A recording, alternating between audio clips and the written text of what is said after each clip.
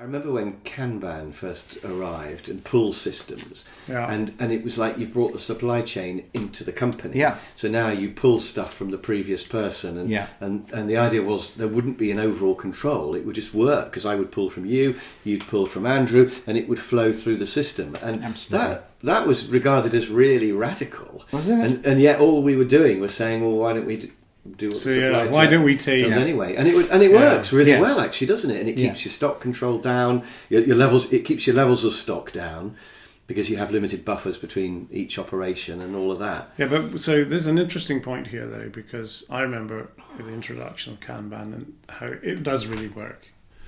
But then they would talk about central planning, which is almost the antithesis of this system you have introduced to manage your inventory.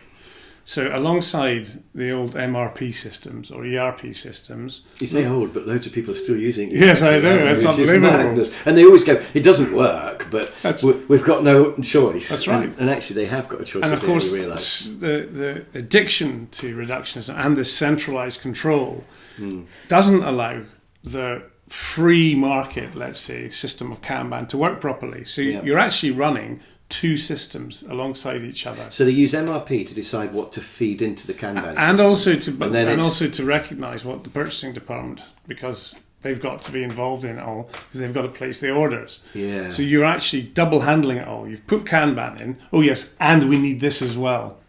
Yeah. So it's really the worst of both worlds. You haven't got the benefits of centralisation, and you haven't, albeit there are any. And you haven't got the benefits of the free market in terms of the Kanban. I think the theory of MRP or ERP is we're going to make a helicopter. We've got a bill of materials. We know there's a list of 1 million parts that go into a helicopter. I think there are about 1 million. Yeah. So we've definitely got to buy those. So we'll buy them. In fact, maybe we're making 5 helicopters, so we'll buy 5 lots of those. And so we might as well use MRP for that. And then once the parts are in the factory, we'll let Kanban sort it out. Yes, of course. And I think that was the theory. But of course, it's not a pull system, is it? I mean, it's not a pull or a push. It's a push-me-pull. Yeah. Yes. So you end up in all the worst case. Really, it is the worst case in terms of costs. And also, you order 5, and somebody loses one, of course, or something gets damaged, and then you have to go through this ridiculous cycle again. The purchasing department gets involved to buy another one, which is in a huge lead time now. Because here we go. It's horrible. It's horrible. Yeah, it never worked very well at all. No. I seem to remember vaguely they also knew that it would take 6 months to make one type of part and 3 months to make another and things. So they would buy all the million and they would launch them at the right time. So they would all reach the helicopter at exactly the right moment to be assembled. That was...